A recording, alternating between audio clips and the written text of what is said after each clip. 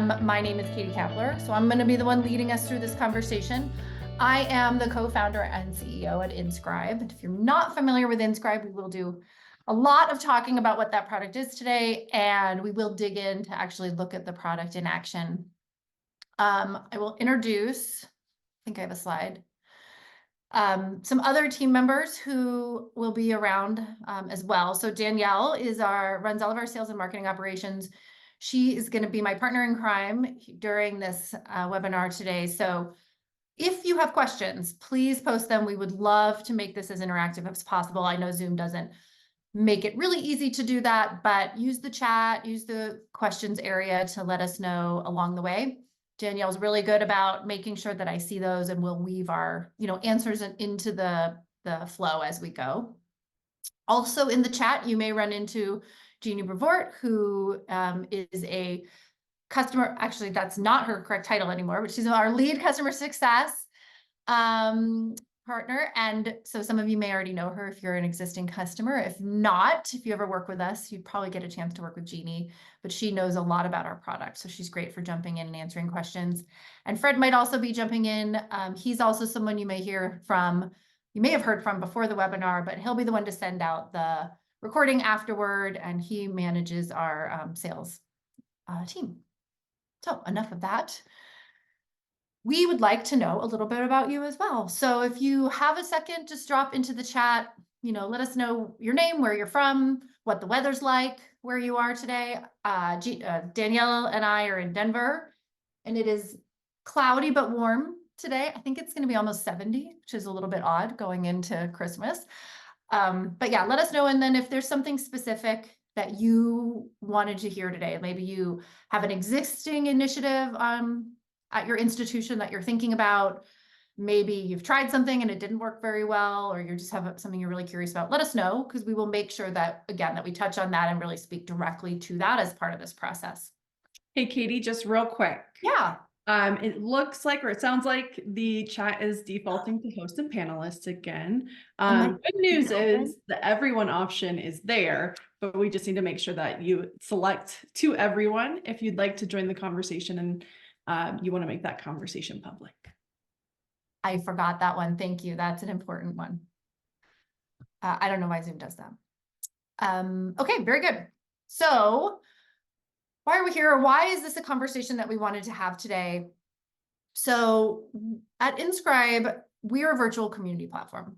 So we work at lots of different places across the student journey. And when we start to talk about what digital communities are and how they're used, I think it'll make sense to you about why you might want to implement a strategy like this in lots of different ways, everywhere from admissions to student success to academics and learning. Today, we're really going to focus on the student success use case, partly because it was a topic that we heard a lot about at the conferences that we attended this fall. I think people in that area of work are starting to recognize that some of the topics that maybe they kind of felt like were happening naturally, like how do we establish a sense of belonging among our students? How do we facilitate peer-to-peer conversation and interaction? They're starting to realize that maybe there's a need to be slightly more intentional about some of that work and not just sort of rely on faculty or students to build that for themselves. I don't know that for the audience that we have today, that might be something you've already been thinking about and working on, but it was definitely, for many of the people that I ran into this fall, kind of an aha moment for them of like, wow, I really should formalize my strategy here. So we thought it would be useful going into the new year to just really talk about this and demystify, if you will, how virtual communities can be used in a super simple, easy, very cost-effective way to achieve a lot of the goals that most student success organizations have for themselves and measure themselves against. So that's a lot of what we're going to talk about today. Part of the reason too is that we know a lot of institutions are thinking about student retention and the role that the student success organization plays in that. So, obviously academics and learning has a direct connection to whether students are passing and staying in school. And we can see, some of the courses here that can have the highest DFW rates.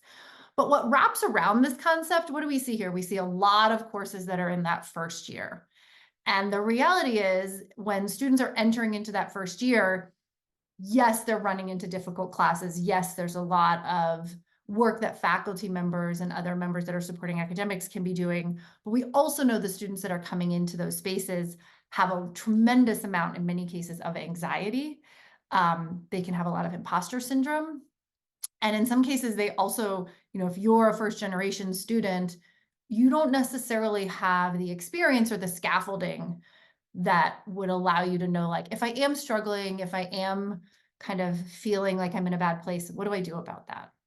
And so we like to say, when it comes to student success, it really is a shared responsibility across the organization. Sometimes when we do webinars with our partners, we'll put that question out there. Like, whose job is it to foster a sense of belonging for students? Or, whose job is it to make sure that students succeed? And it's kind of an unfair question because the answer is really, it's everybody's responsibility and everybody has to play that role. But it can be really difficult at an institution that has lots of people trying to support that, to create a unified strategy where everyone is kind of working together toward a common goal.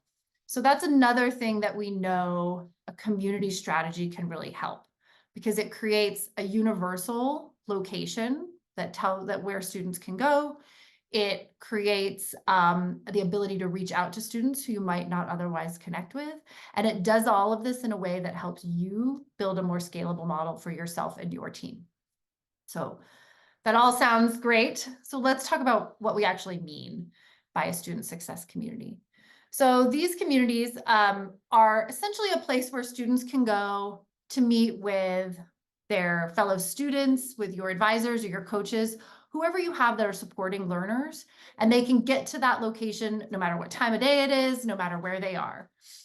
The key thing about these are that they're safe spaces. So you want students to feel a sense of ownership and that they can come here and really ask any question without judgment. And there's a couple of tools that we have built into the platform to help facilitate that, which we'll talk about.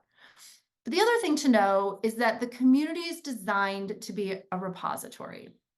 We know that one of the hardest things about supporting students is often the sheer number of students that you're being asked to support. When those ratios are really high, if you don't have an efficient model to communicate with your learners, you end up not having the time in your day to really provide that personalized interaction that your students might be looking for.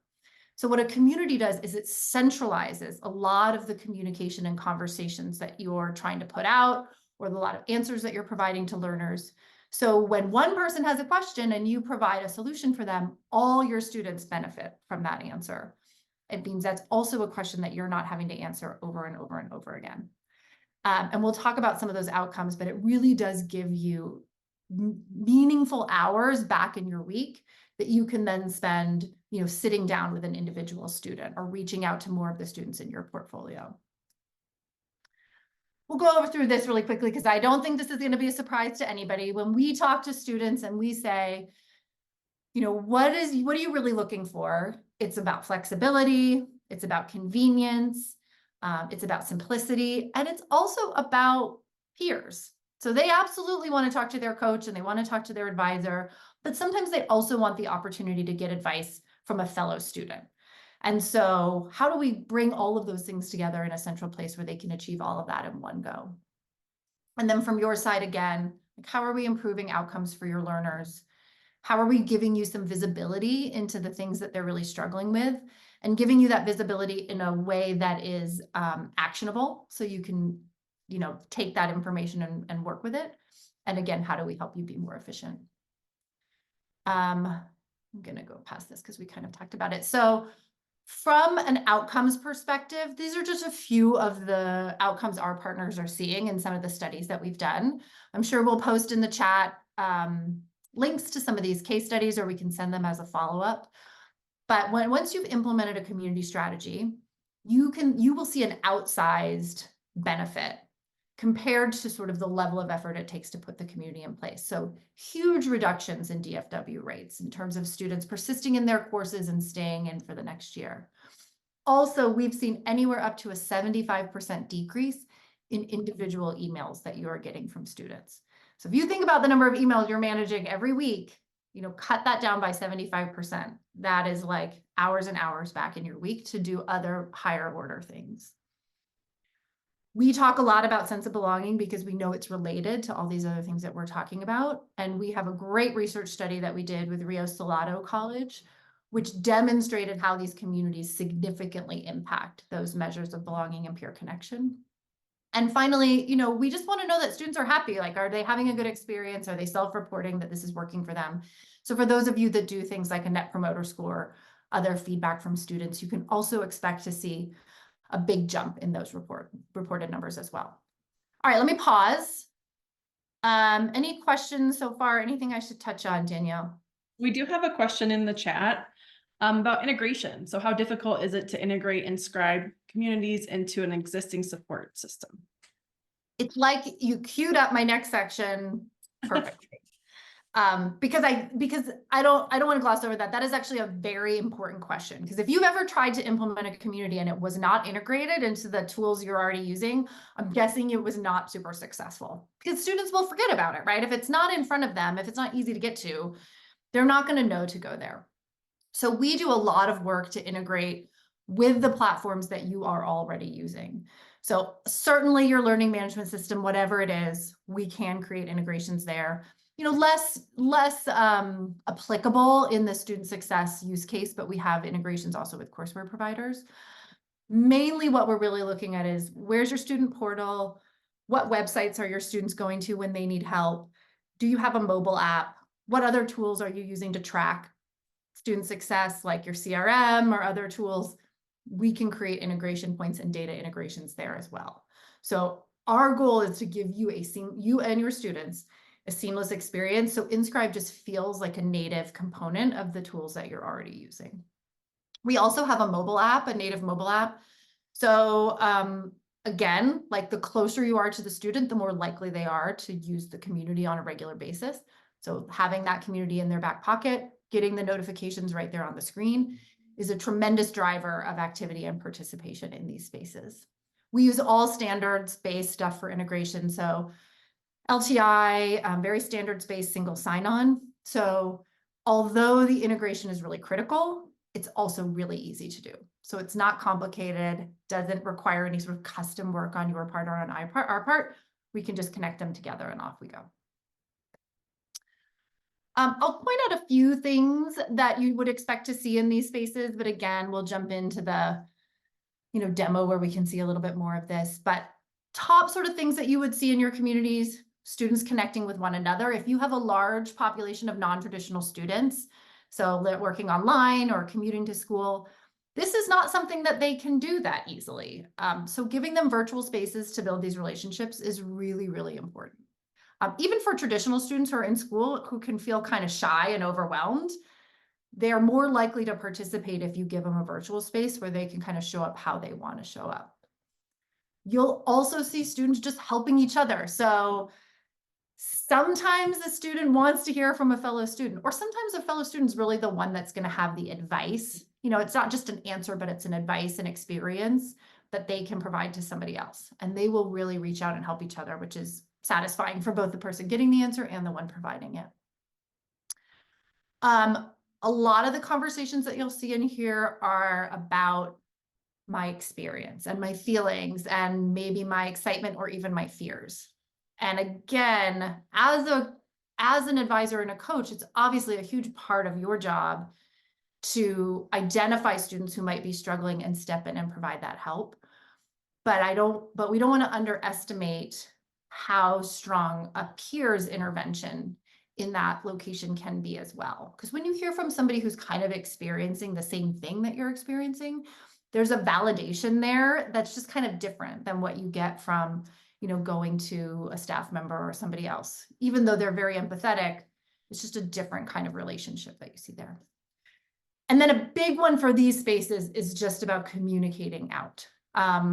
Most of the institutions we work with have a ton of stuff going on. They're offering, job events and guest speakers and, practice sessions for interviewing. And they're pushing this content out all the time to students, and they're not always seeing the level of participation that they would hope to see.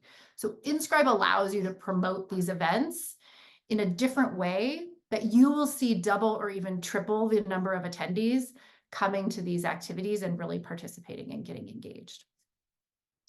So with all of that said, I'll pause again, and then we will jump in and take a look at the product.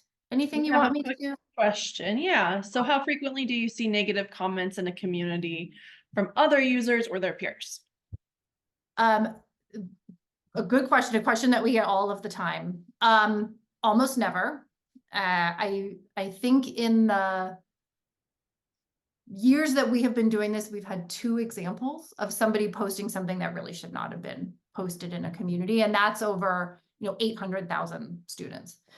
I think part of the reason for that is that because it's integrated into the tools that you're using on campus, it feels like a formal part of my learning process. It's not a separate social media site, that I'm going to where I might be doing a bunch of other different stuff. So students very much bring their best selves to these spaces and are very supportive of each other. You can also set the community norms. We encourage you to do that when students come in, so you can be very clear. Like, here's what this is community for, here's how we expect you to behave. And, students will take that seriously. It doesn't mean that students aren't occasionally going to give you constructive feedback in your community, a process that's not working well for them, a form, that's confusing and they're having difficulty filling out. Students don't, they're letting you know that there's a part of their experience that's providing friction. And that's a great opportunity for you to understand that. And most of our institutions will use that information to maybe make some changes upstream or address that particular step in a different way. But again, even when students come in to provide that level of feedback, it's not done inappropriately. It's just to say like, hey, I want to bring your attention to something that I think we could improve. We do have a couple of tools in place though to help with that. And so I'll touch on those as part of the demo, and I'll make sure I call those out when we get there. That actually kind of weaves nicely into the next question that we have. How do our partners measure success and the impact these communities have on student satisfaction and engagement? So it depends a little bit on the partner. In terms of student satisfaction, the primary measures that we would look at are something like a Net Promoter Score. So if you're not familiar with that, it's a super simple way to measure satisfaction based on like how likely are you to recommend this to somebody else is kind of the methodology that they use. There are similar ones that our partners have different versions of that. And then we will ask questions specifically about the community. So we have a set of surveys that we can bring to the table with you that you can modify and customize that are intended to measure that. The second thing that we measure is less satisfaction about our product or you, but what we would call sense of belonging and peer connection, with the understanding that a student who has a stronger sense of belonging sort of implicitly feel, based on the definition of belonging, I feel valued, I feel welcome, I feel heard. Like that's an extrapolation of somebody who is content and happy with the experience that they're having. And again, we have some research methodologies around how to study that and how to measure that we offer up to our partners as part of our engagement. Thank Other you. things sorry, I'm going to say just really quick. And then we look at engagement in the product itself. So we know what a healthy community should look like. We, send you can access the reports yourself, and then we send you quarterly reports based on what we're seeing. And other partners will then, in combination of looking at engagement and levels of satisfaction, also tie that to outcomes. Like, am I seeing increases in my student retention and persistence numbers? Sorry, Danielle, go ahead. No problem.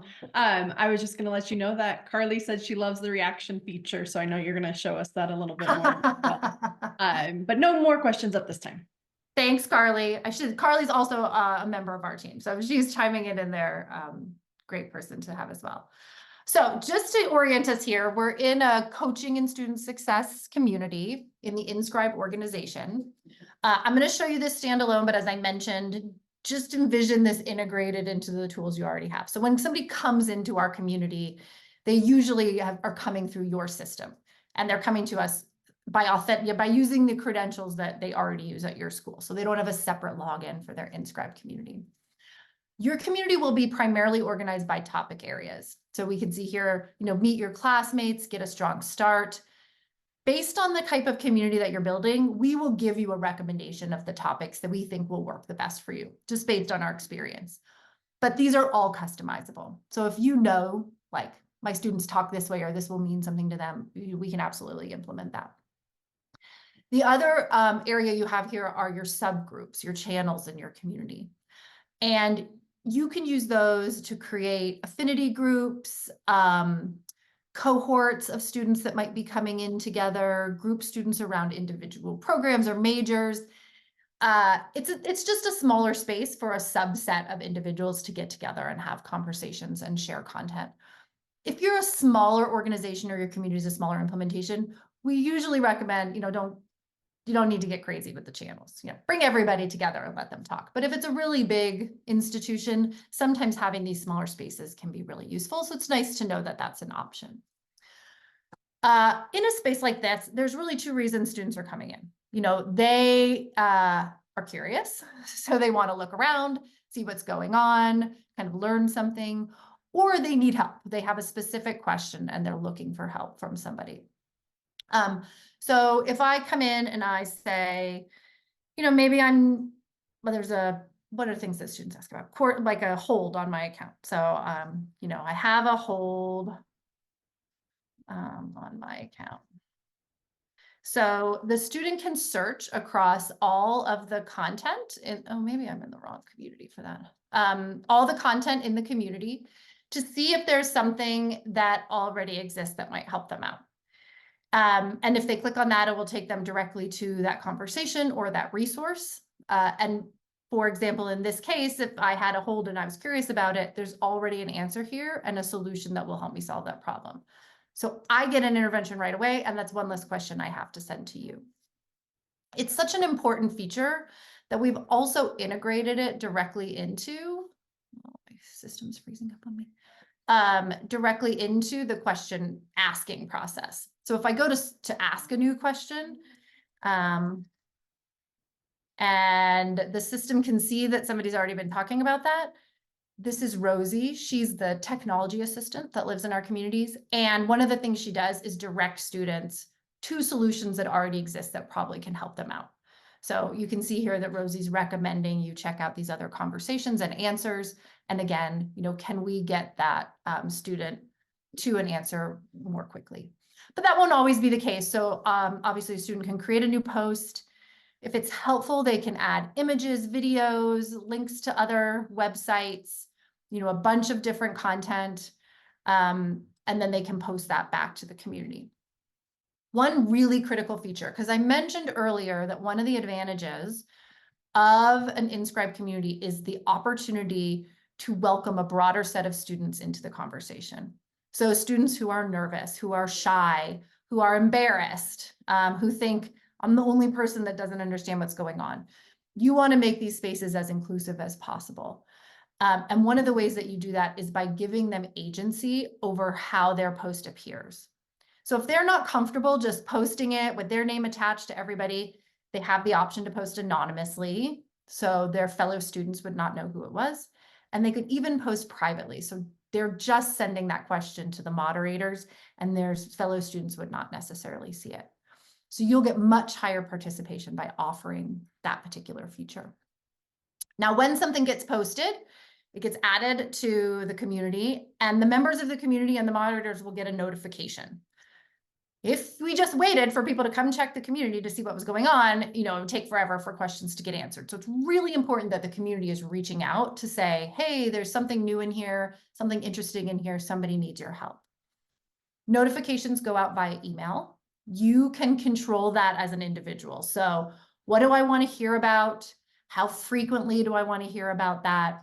These are all settings that you can customize. So you're engaging with the community in the way that feels right for you as an individual.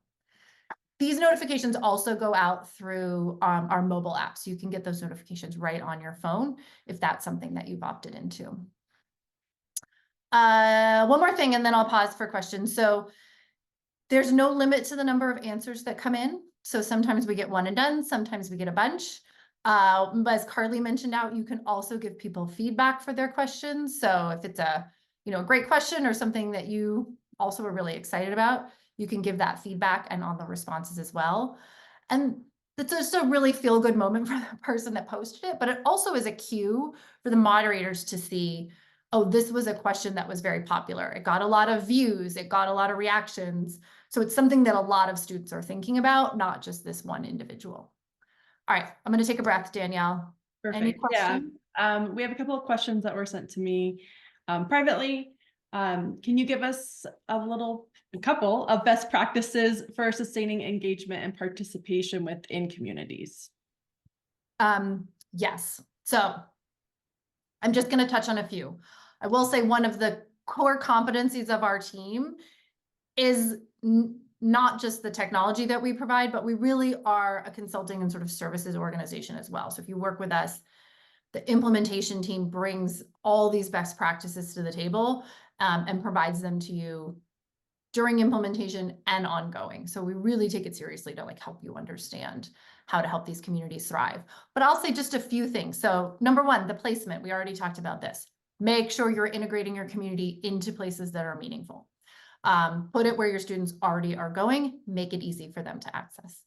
Number two is who's in this community. You know, you can have a community of 20 people, but that's going to require extra work on your end, you know, just to keep conversations going and keep it floating. In most cases, it is a more the merrier situation. The more students you can bring in and provide access, the more it's going to thrive and sort of build on itself. And then one really practical recommendation is just model the behavior that you want to see. So as you're launching your community, during those first couple of weeks, have a couple of students already on board with you or a couple of sample posts that you can seed into your community. So all the participants can kind of see, oh, this is the type of question that gets asked in here. Somebody stepped in and answered that. They're kind of seeing how this all works together, and that makes them much more likely to come in and start engaging in that space as well. That's just 3 tips. Awesome. Yeah, there's a couple more questions. So what role do administrators, educators, faculty play in the success of these communities? In a student success community, it's actually sometimes, it depends a little bit on the institution, but we usually don't see faculty actively participating in these spaces. They're certainly welcome to. I don't think there's any reason not to include them. But, you know, usually they're not the frontline, you know, folks that are sort of on point to make sure that the community is working and questions are getting answered. If we were setting up an academic or learning community, like a community around math or around English writing, then the faculty would play a larger role. Usually the moderators in these spaces are coaches or advisors or something similar. Administrators often have the role that like sort of a lurker role. So they're in there with moderator or community administrator rights, but a little bit behind the scenes. So they can see what's happening, they can engage if they want to, but they're kind of like a silent partner, keeping an eye on what's happening and learning from it, rather than having to be like front and center active all the time. One last question. What measures are in place to ensure the privacy and security of student data? Great question. Lots of, I mean, I don't think I have my head of tech on this call today, but it's something that we take very seriously. So at the root level, like at the foundational level, all data is encrypted at rest and in transit. We have all those sorts of security mechanisms in place. Every year we do security and penetration testing using a third party. So we really understand the strength of our system and the ability to keep, you know, bad actors out on your behalf. Our authentication process is also built into that. I mentioned earlier that your students are using their school credentials to get into their Inscribe account. What that means is that we don't store any passwords anywhere, and we only let people into your Inscribe organization if you as an institution have told us, yes, this person is real and is allowed, and then, you know, we let them in. We also, you know, are totally GDPR compliant. So all of the requirements that come with GDPR are implemented both in our privacy policies and in the platform itself. So again, we take that very seriously. If there are other areas where something specific, you had a specific question or something specific happened that you want to make sure wouldn't happen with us, please clarify, but just know that that's at the heart of everything we do. Thank you. I just want to do a quick time check. We have about 15 minutes. Okay, thanks. We have a lot of questions today, which is great. Okay, I'll just touch really quick. So we also, so the conversations area is like, oh, there's one thing I want to talk about in here. The heart of the platforms is where a lot of the activity is taking place. It's also where we see another place that Rosie surfaces. So I mentioned that we don't often see students posting things that are inappropriate, and that is very true. We do have a set of keywords.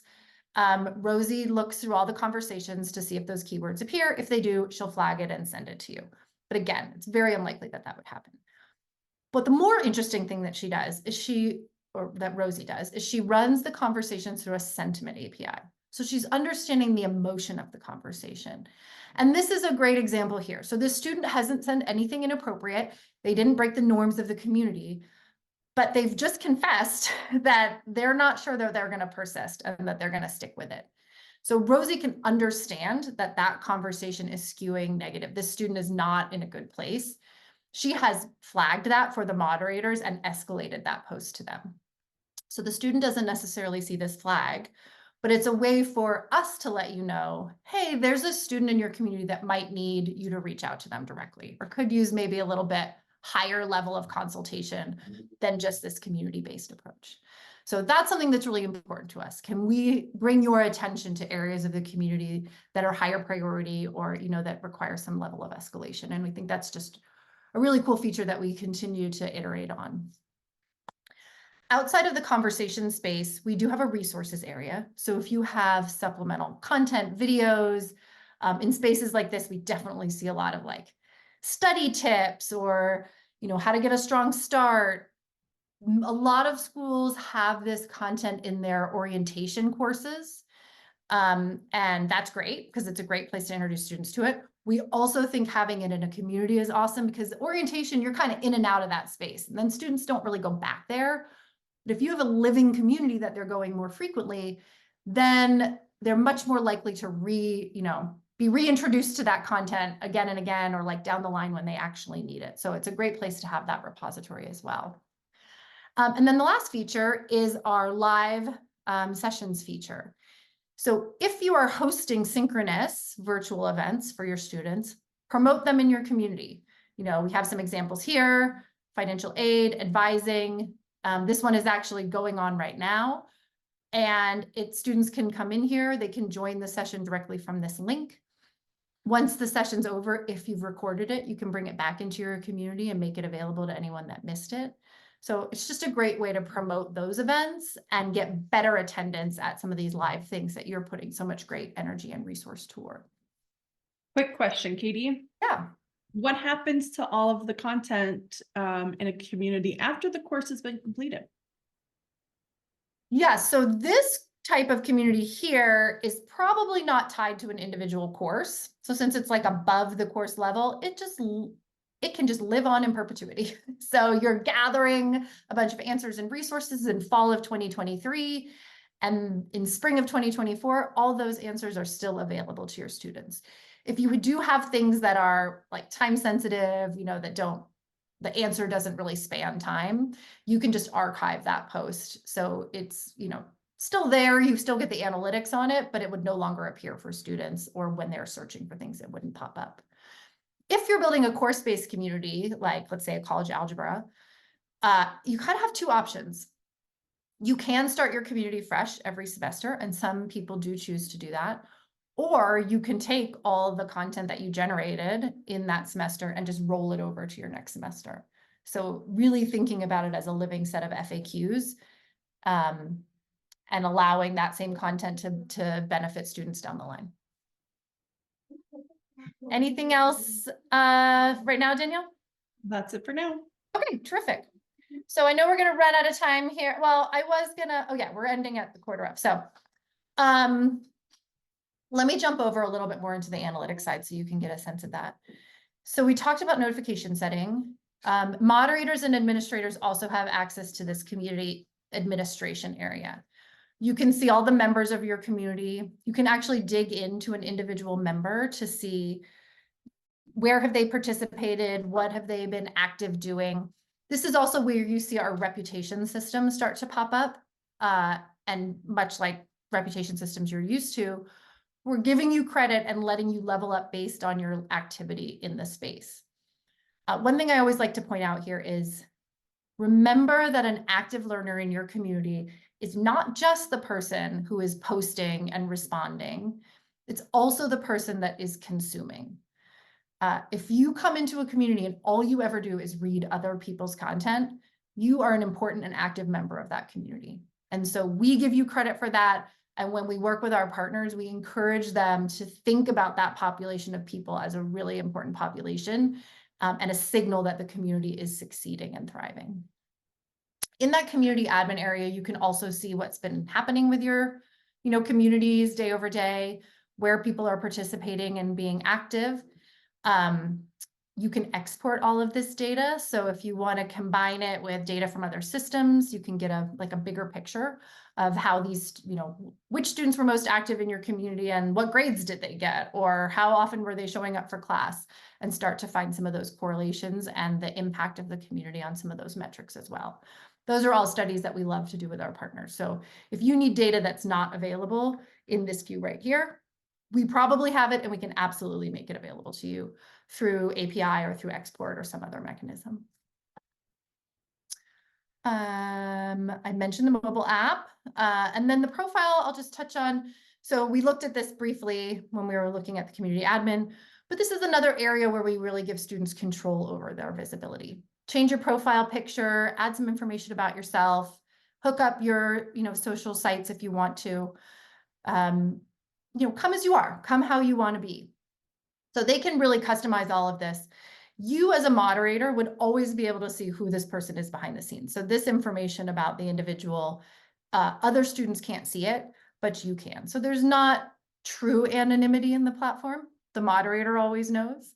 But from a student to student perspective, we do really give them that level of control. All right. Anything else? Any other questions pop in, Danielle? We don't have any outstanding questions at this point in time, but if you want to kind of roll into how to get in contact with us and things like that, we can stick around and answer questions at the end. Perfect. So this is, again, a very high level overview and a very general use case.